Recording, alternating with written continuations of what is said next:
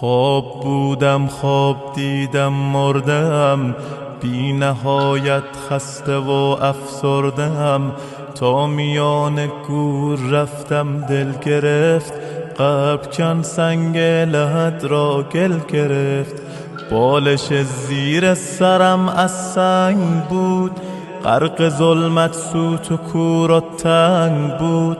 هر که آمد پیش حرفی راند و رفت، سوره حمدی برایم خواند و رفت. خسته بودم هیچ کس یارم نشد، تشنه بودم در پی یک جرعه آب. آمدن از راه نزدم دو ملک، تیره شد در پیش چشمانم فلک.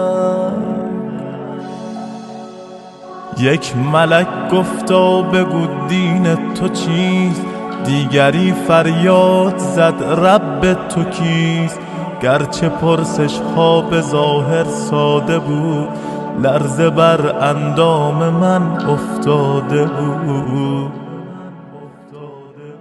چهره ام از شرم می شد سرخ و زرد، بار دیگر بر سرم فریاد کرد.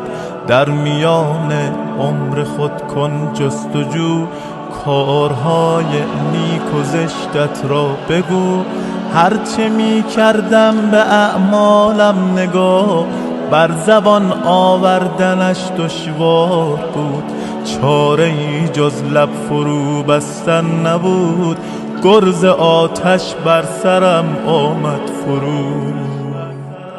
چون ملائک ناامید از من شدن، حرف آخر را چنین با من زدن. عمر خود را ای جوان کردی تباه، نامه اعمال تو باشد سیاه.